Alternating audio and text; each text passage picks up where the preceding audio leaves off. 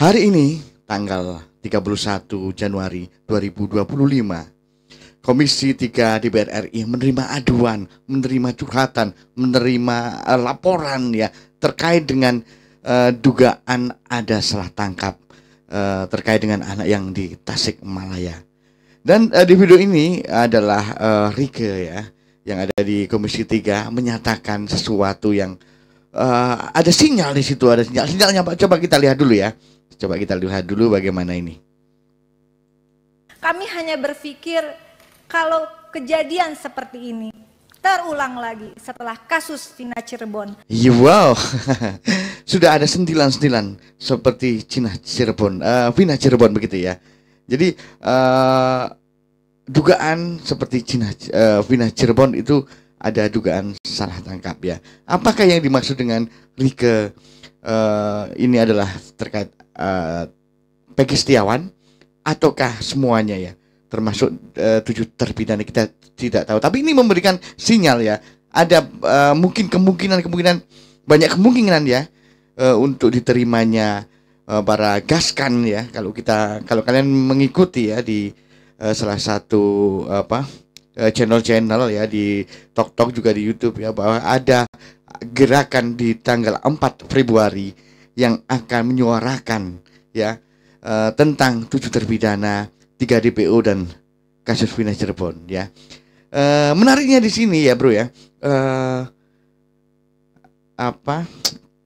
mirip gitu ya, kasusnya mirip dan kronologinya juga mirip. Coba kita dengarkan dulu ya, apakah sama ya kasus ini dengan kasus Vina Cirebon ya.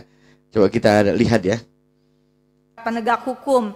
Namun demikian kita juga berharap penanganan yang ada merupakan penanganan responsif berperspektif anak demi kepentingan anak, sesuai bukan hanya acuannya adalah Kitab Undang-Undang Hukum Pidana, namun kita juga memiliki hukum lain yaitu Undang-Undang Perlindungan Anak dan Undang-Undang tentang Sistem Peradilan Pidana Anak.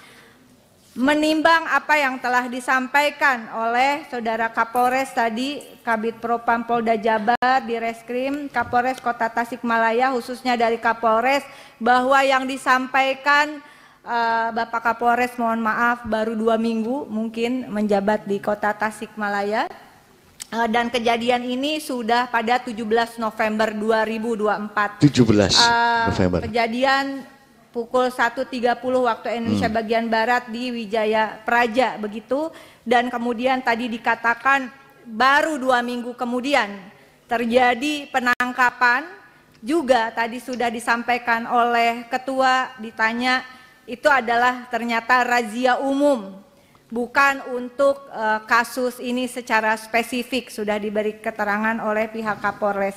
Dan kemudian tadi kita melihat keterangan yang luar biasa disampaikan oleh Kadif Propam Polda Jabar, bahwa pertama CCTV yang berada itu di 5 titik semuanya dalam keadaan mati, begitu, selalu CCTV bro ya, karena alasan renovasi gedung. Kemudian yang kedua, di dalam area Polres terdapat 15 CCTV, namun rekaman CCTV hanya mampu merekam selama 7 hari. Dan yang terakhir, hasil pengecekan recorder CCTV Satreskrim terakhir berfungsi tanggal 16 Mei 2024. Iya, selalu CCTV ya, permasalahannya juga ya. Seperti kasus Vina Cirebon ya. Kalau kita tahu bagaimana sampai saat ini pun CCTV belum dibuka, sudah 8 tahun. Di persidangan dulu juga tidak dibuka begitu ya, apa isi CCTV itu ya. Terkait itu terhubung dengan adanya gambar atau video mereka atau tidak, alangkah baiknya kalau pada saat itu dibuka kan begitu. Dan ini juga sama bro ya, salah satunya adalah coba ada kesamaan yang lain, coba kita lihat ya. Pukul 15.04 WIB, dan izin kami sekedar mereminder, mengingatkan kita peristiwanya terjadi 17 November 2024. CCTV berfungsi bulan Mei 2024 terakhir, dan kemudian peristiwa 17 November 2024 dan BAP dilakukan pada tanggal, mohon dikoreksi jika saya salah, pada tanggal 30 Desember 30 November sudah lama. 2024 begitu ya Bu ya. Dan itu tadi kalau ada foto tadi sudah dinyatakan itu foto tanggal 3 Desember. Kita sepakat pada tanggal 21 Januari sesuai peraturan perundang-undangan yang ada bahwa pemeriksaan terhadap anak yang mengalami masalah hukum wajib hukumnya didampingi oleh orang tua sebagai wali, kemudian paling tidak ada bapasnya, ada kuasa hukum.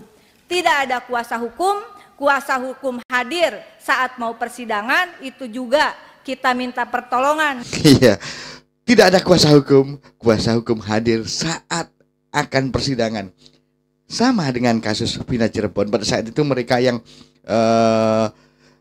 terpidana pada saat itu kan pada saat integrasi tidak ada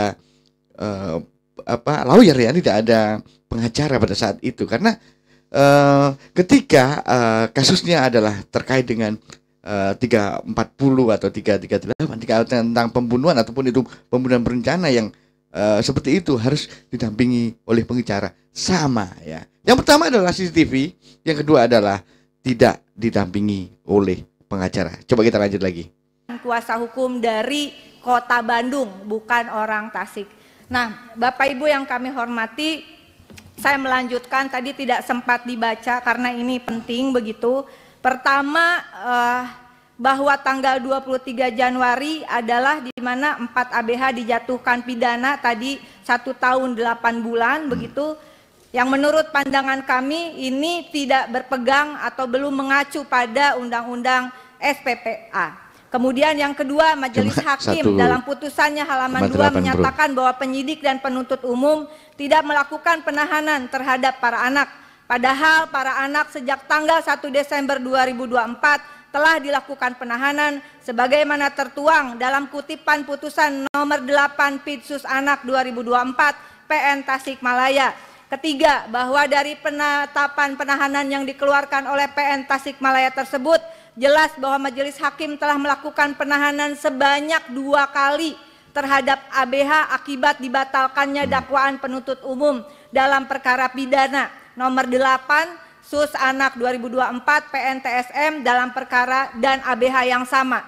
Waktu 21 Januari telah terungkap di ruangan ini bahwa ini kasus 2 kali untuk hal yang sama, eksepsi waktu itu diterima begitu, tapi anak kembali ditahan dengan dakwaan kedua dengan kasus yang sama, majelis hakim yang sama dan JPU yang sama. Nah, ini keempat, setelah membaca ya. salinan putusan perkara pidana nomor 1, majelis hakim memutus perkara pidana ini.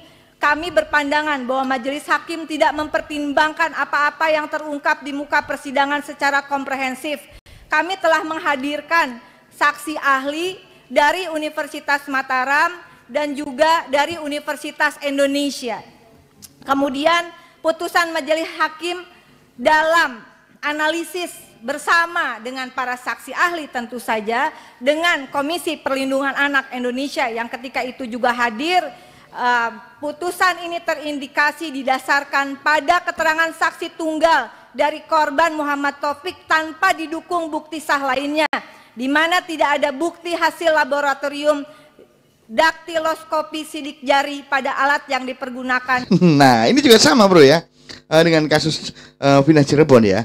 Bagaimana pada saat itu tidak ada sidik jari ya, yang dikatakan senjata tajam yang atau bambu untuk memukul Vina dan Eki pada saat itu tidak ada bukti sidik jari, gitu kan ya. Dan juga pada saat itu mungkin kalian bisa menggugah-gugah ingatan kalian ya. Pada saat itu saksi bahkan saksi tidak dihadirkan pada persidangan seperti Aep ataupun Dede pada saat itu, walaupun sekarang Dede sudah mencabut, tapi di tahun 2016 mereka berdua tidak dihadirkan di persidangan. Ini aja masih dihadirkan ya, walaupun seperti itu kan ya. Jadi begitu parahnya ya, ada dugaan memang salah prosedur, salah tangkap dan sebagainya untuk kasus Vina Cirebon itu kan ya. Coba kita lanjut dulu ya. Ada beberapa kesamaan memang ya. Pembacokan Kedua, adapun keterangan saksi verbalisan, ini kaitan dengan CCTV terakhir, itu berfungsinya Mei 2024. Menyatakan telah melihat 28 CCTV tapi tidak dihadirkan dalam persidangan. Tidak dapat dianggap sebagai alat bukti sah karena sesuai putusan Mahkamah Agung Republik Indonesia nomor 35/K/PID/1984 menyatakan bahwa kesaksian polisi tidak dapat dianggap sebagai bukti yang sah karena polisi memiliki kepentingan dalam perkara tersebut. Nah, ini juga sama bro ya. Bagaimana pada saat itu di awal-awal Ibtu Rudiana ya menangkap dan sekaligus menjadi apa itu ya saksi ya mungkin pada saat itu ya. Ya mungkin seperti itu ya teman-teman semuanya. Ada kemiripan di situ ya. Kita lanjut dulu. Majelis hakim selanjutnya terindikasi tidak mempertimbangkan keterangan 9 orang saksi alibi yang diajukan PH dengan alasan tidak didukung bukti lainnya, di mana pertimbangan tersebut adalah pertimbangan yang terindikasi sesat karena keterangan saksi di bawah sumpah yang menerangkan di muka pengadilan adalah merupakan alat bukti yang sah dalam perkara pidana sebagaimana diatur dalam pasal 185 ayat 1 KUHP yang berbunyi keterangan saksi sebagai alat bukti ialah apa yang saksi nyatakan di sidang pengadilan. Majelis hakim terindikasi tidak mempertimbangkan proses hukum pada tahap penyidikan yang telah banyak melanggar ketentuan dalam Undang-Undang SPPA. Nah, ini juga sama bro ya. Pada di tahun 2016 ada beberapa saksi yang dihadirkan pada saat itu oleh pengacara Pak Yogi pada saat itu ya, atau Pak Yogi dan Bu Titin juga menghadirkan beberapa saksi yang pada saat itu mungkin seperti Saka Tatal bersama siapa tuh ya kakaknya, terus ada Rivaldi yang pada saat itu juga sempat juga ditahan terus dikeluarkan lagi, ada juga yang lain-lainnya ya, seperti saudara-saudaranya atau teman-temannya, tetapi tidak diindahkan pada saat itu. Sama ada beberapa lain sama ya, kesamaan dalam mungkin kronologi ceritanya ya. Kita lanjut dulu, ini menarik banget ini bro. Selanjutnya ada dugaan kuat penegakan hukum oleh APH di Kota Tasikmalaya. Terindikasi ini dipengaruhi kepentingan adanya pihak kelompok tertentu, sebetulnya sudah bisa ditampilkan. Ada kelompok tertentu ya, jadi ada kelompok tertentu ya. Jadi terindikasi dipengaruhi oleh kelompok tertentu. Tapi kalau pada di tahun 2016 kasusnya Vina ini ada indikasi dikait-kaitkan dengan kelompok tertentu juga, yaitu salah satu klub begitu kan ya. Kita lanjut dulu ya, menarik banget ini. Video dan sebagainya, tapi mungkin waktunya tidak sempat. Adapun terkait proses penyidikan di kepolisian sesuai rekomendasi Komisi 3 DPR RI tanggal 21 Januari 2025, kami sudah melihat bahwa terima kasih Propam Polda Jabar sedang bekerja. Terima kasih Bapak untuk memeriksa petugas kepolisian yang menangani perkara pidana. Harapan kuasa hukum saya yang mendampingi kasus ini Pak Habib. Ini soal anak-anak ya, dan kita semua juga ada di dalam ikatan sumpah jabatan. Bukan hanya APH yang berada di ikatan sumpah jabatan. Kami hanya berpikir kalau kejadian seperti ini terulang lagi setelah kasus Vina Cirebon, lalu bahkan satu anak ini sebetulnya ya terulang kembali seperti kasus Vina Cirebon. Ini menarik sekali, banyak pertanyaan. Tapi sebelum itu coba kita lihat dulu ya, kita lanjutkan dulu bagaimana pernyataannya Rike ini. Ketika kejadian ada di Jakarta tapi kemudian ditetapkan sebagai tersangka, kita semua sepakat pelaku kekerasan dalam hal ini khususnya kasus pengeroyokan di Tasikmalaya, tangkap, adili. Yes, ada beberapa hal yang sama ya dari kronologinya yang diceritakan oleh Rike ini ya. Mulai dari pertama adalah bagaimana CCTV-nya ya. Tentu seperti biasanya ya, bagaimana kasus Verdi Sambo dengan CCTV yang mati. Terus di kasus Vina Cirebon juga seperti itu bro. Ada CCTV yang sudah diambil, yang sudah diamankan, tetapi tidak dibuka gitu kan ya sampai saat ini. Dan kita tahu sendiri bagaimana kemarin salah satu lawyer bernama Herwanto sampai menggugat ke pengadilan Jakarta untuk bisa membuka pada saat itu CCTV-nya ya. Jadi menarik sekali itu yang kedua. Yang pertama, yang kedua adalah apa tadi ya? Lupa juga nih kayaknya. eh, pada saat ditangkap, diinterogasi karena diduga pada saat itu adalah kasusnya kasus pembunuhan, tentu saja harus didampingi oleh lawyer pada saat itu. Dan tentu kita tahu semua di sini juga tidak, di kasus Tasikmalaya ini juga tidak didampingi ya, didampingi setelah beberapa minggu mungkin, dan akan disidangkan baru dampingi oleh pengacara. Sama persis dengan kasusnya Vina Cirebon, di mana mereka didampingi pada diintegrasi, pada saat diintegrasi, begitu kan teman-teman semuanya ya. Itu yang kedua. Yang ketiga adalah ada saksi-saksi dari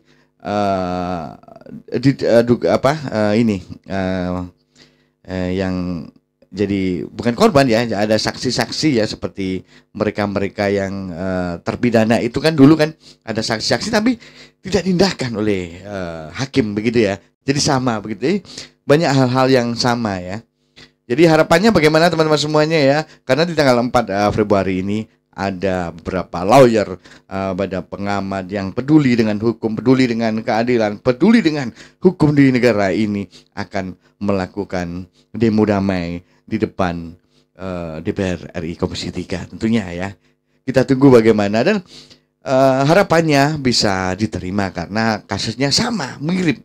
Jadi kronologi cerita dari itu, dari cerita dari kasus ini mirip-mirip begitu kan ya, dari bagaimana CCTV, bagaimana tidak ada bukti ya. Nah, ada satu lagi selain saksi, tidak adanya bukti seperti sidik jari kalau di sini adalah mungkin senjata. Kalau di kasusnya Vina Cirebon ada bambu di situ, ada apa kemarin, senjata apa itu kemarin ya, itu tidak ada bukti otentik, tidak ada sidik jari seperti itu ya teman-teman semuanya ya. Jadi sama persis ya. Dan harapannya DPR RI Komisi 3 ini bisa menerima teman-teman ya di tanggal 4 Februari ya, melakukan aksi damai itu, bisa dipersilahkan masuk dan berdiskusi tentang kasus Vina Cirebon juga. Karena menurut saya pribadi, kasus Vina Cirebon ini belum selesai. Kenapa belum selesai? Karena masih ada 3 DPO. Sudah hampir 9 tahun DPO ini tidak ditangkap. Jadi menurut saya belum selesai karena mereka otaknya. 3 DPO ini adalah otaknya. Ya. Sekelas teroris ya, sekelas teroris dalam jangka waktu tidak terlalu lama itu sudah bisa ditangkap, walaupun mereka ini lebih keren, lebih cerdik, lebih cerdas ya, namanya teroris dalam berapa minggu. Kita ingat bagaimana bom Bali dulu ya. Bom Bali dulu hanya sekitar 1 atau 2 bulan sudah tertangkap. Ini 3 DPO sudah hampir 9 tahun tidak tertangkap. Saya tidak tahu siapa 3 DPO ini, dan apakah ini memang sengaja tidak ditangkap, tidak tertangkap, ataukah tidak ada yang ditangkap. Saya juga tidak tahu, atau mungkin bagaimanakah teman-teman semuanya. Dan saya masih berharap, kalaupun memang mereka pelakunya, harus ditangkap juga 3 DPO supaya masalah ini selesai ya. Itu masalah saya. Dan kalau mereka tidak bersalah, lepaskanlah, kan begitu kan. Dan kalau subjektif saya sih, kalau belum tertangkap 3 DPO, saya kira mereka runtutan ya. Jadi cerita dari BAP pada tahun 2016 itu nggak lengkap jadinya. Ada yang terpotong-potong. Itu menurut saya, bro. Jadi menurut pandangan masyarakat awam seperti saya seperti itu. Oke, mungkin bagaimana teman-teman semuanya. Dan mungkin kalian yang ingin berpartisipasi, ingin ikut, untuk kalian yang di Jakarta, yang di Jabotabek, ada tanggal 4 Februari akan melakukan aksi damai ya, demo damai ya, untuk kasus Vina Cirebon ya. Ada faktual news, ada 77, ada Banggol, ada Solmat, ada Mar Merah, ada Bang Dennis, ada semuanya ya. Ada semuanya yang sering nongol di medsos itu juga, ada Kasil juga ya. Jadi ada Firdaus, dan banyak lagi yang lainnya begitu ya. Dan banyak lagi yang lainnya. Jadinya lagu jadinya. Oke, terima kasih sudah menyimak video ini. Kita ketemu lagi di video berikutnya yang lebih keren, lebih seru dan juga lebih heboh. Salam sehat untuk kalian semuanya.